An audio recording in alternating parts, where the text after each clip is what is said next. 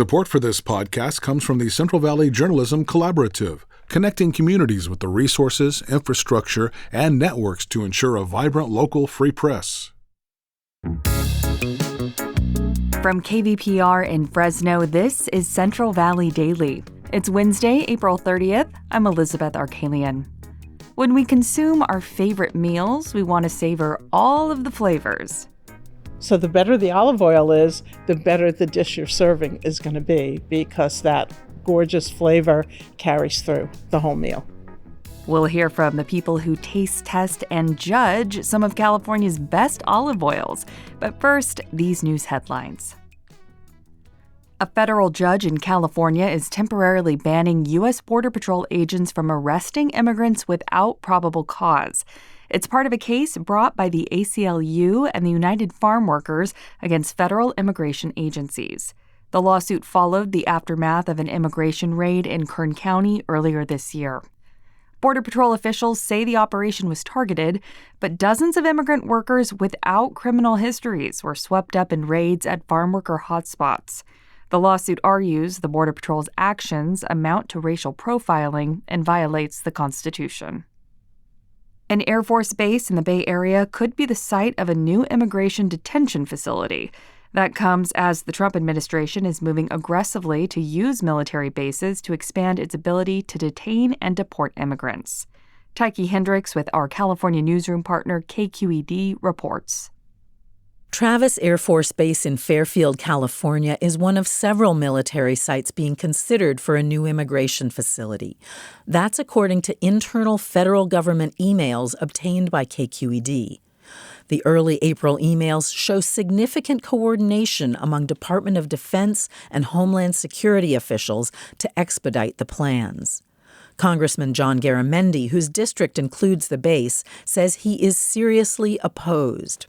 An immigration facility would significantly hamper the national security work that Travis is responsible for. Immigration officials did not confirm plans specific to this Air Force base, but say they are actively looking to expand detention capacity in California. That was Tyche Hendricks with our California newsroom partner KQED. The California Department of Public Health just released its latest update on valley fever cases, and the news isn't great. The state's figures reveal a massive uptick in cases of the fungal disease, with many clustered here in Central California. KVPR's Joshua Yeager reports. Kern County leads the state with more than 900 valley fever cases so far, a 25% increase over last year. In Fresno County, the number of cases doubled to more than 200. That means the state is on track for another record-busting year for valley fever cases. One of the state's biggest clusters was traced to a Bakersfield music festival last May. The Lightning in a Bottle festival is scheduled at the same location again this year, though organizers say they are taking precautions to limit potential spread. Valley fever is caused by a fungus that can lay dormant in dirt for years. Once disturbed, whether by humans or weather, its spores can travel huge distances and infect humans who breathe them in.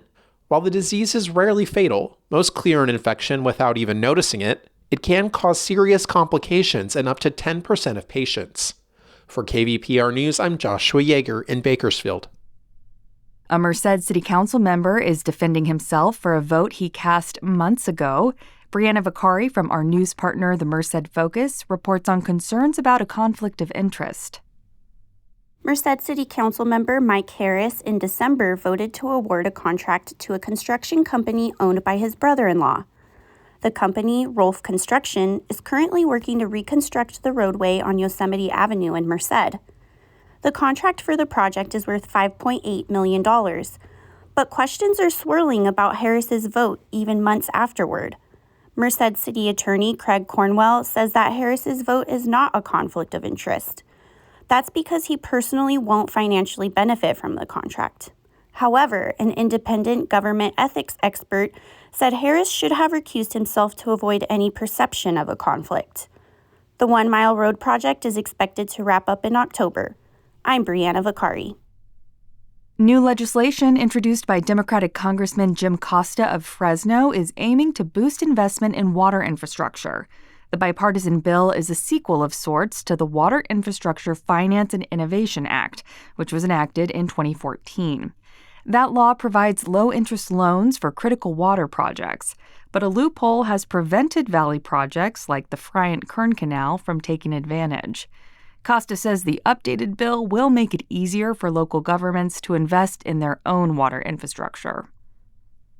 Democratic Senator Adam Schiff will deliver the commencement address at Fresno City College this year. The ceremony is scheduled for May 23rd. Officials say this year's graduating class is 3,000 students strong. Schiff is the first senator to speak at a graduation in the 115-year history of the State Center Community College District. Only a few days left before the annual KVPR wine and craft beer tasting on the San Joaquin River. Bring some friends and join us this Sunday, May 4th, 3:30 till 6:30 for a wonderful afternoon of wine, beer, food, and music. It's a perfect day to fill your glass, grab a chair, and enjoy the scenic view, all while supporting the news and programs you enjoy on KVPR. Tickets on sale now at kvpr.org/wine. And now to our main story. If you like to cook, you're probably familiar with different types of oils. Whether you saute, fry, roast, or bake, one of your go-to ingredients might be olive oil.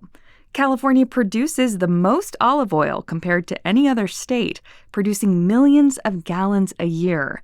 And Americans love their olive oil. In fact, the U.S. is behind only Italy when it comes to consumption. But not every olive oil is the same.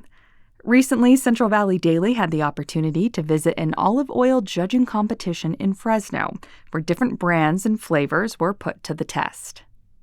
Today is 56 different bottles. Okay. As far as the vendors, I'd have to go and count. And it's 3 days in total that you're doing the judging? Two. Okay. The San Joaquin Valley Olive Oil Contest, as it's known, was actually held in the valley for the first time this year. It's historically been in the Bay Area, where most of the judges are located.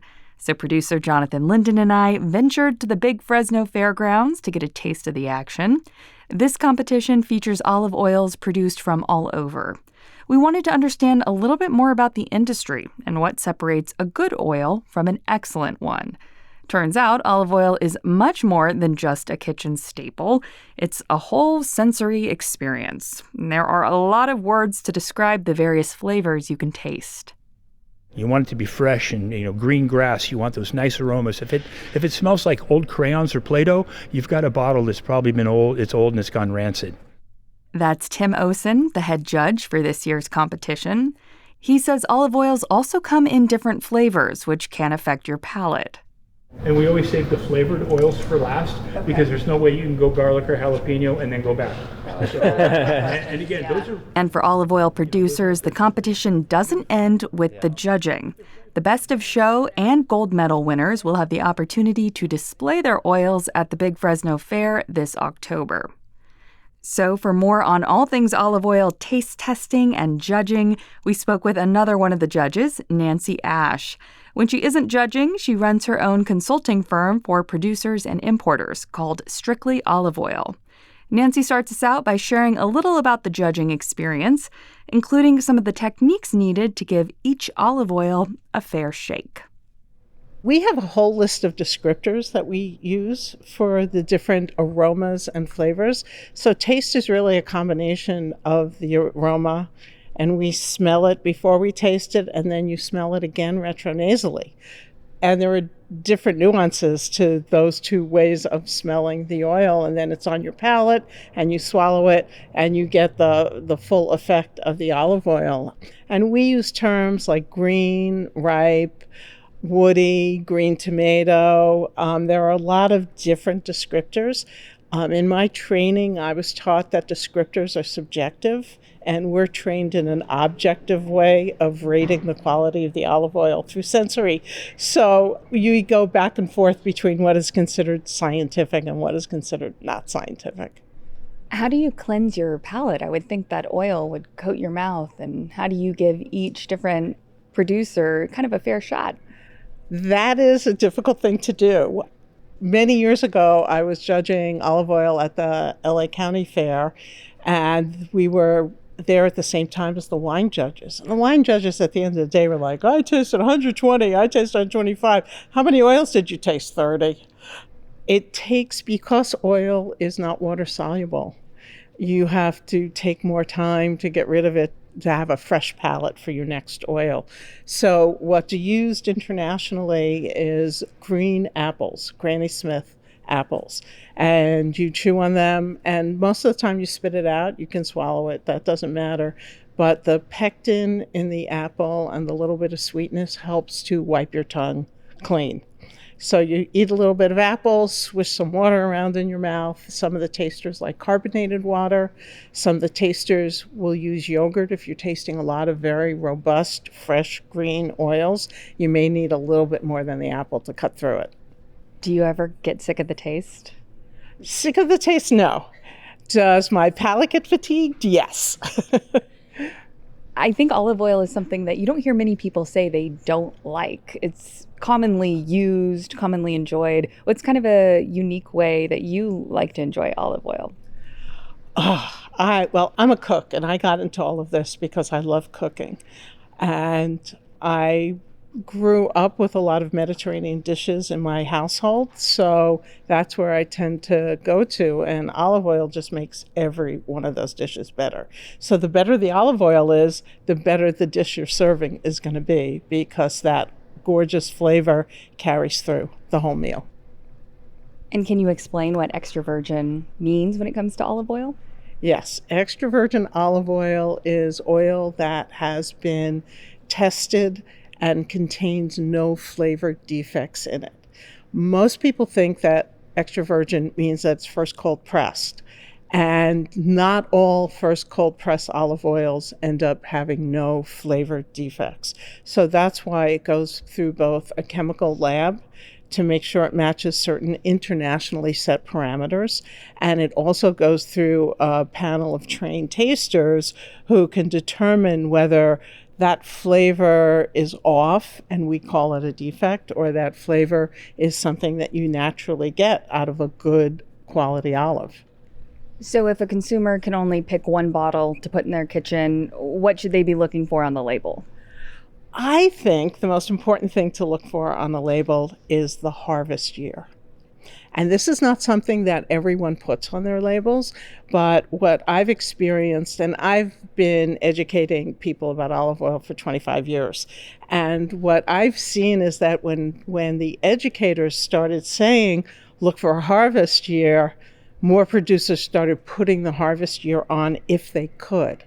If a producer can't put a harvest date on their bottle, either they didn't make the oil, so they don't have that information, or it's a blend of two different harvests, which means you have some old oil in there, which was actually probably has degraded already, and they're blending it with new oil, or they haven't been educated that this is something important to look for. So in my work as an educator, I'm not only trying to tell consumers how to look for good oil, but I'm also trying to get the message to producers. This is how you speak to consumers who are looking for good olive oil.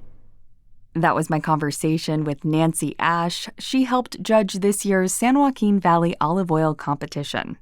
Some of the best of show and gold medal winners will be displayed and available for tasting at this year's Big Fresno Fair, which starts on October 1st. And that's today's show. Have a story idea, maybe something food-related? We would love to hear from you. Email podcast@kvpr.org.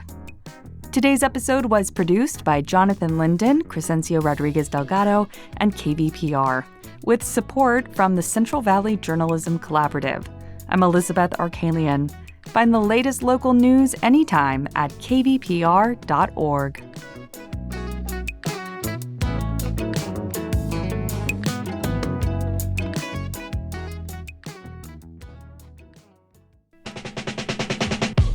This is Tanya Mosley, co-host of Fresh Air.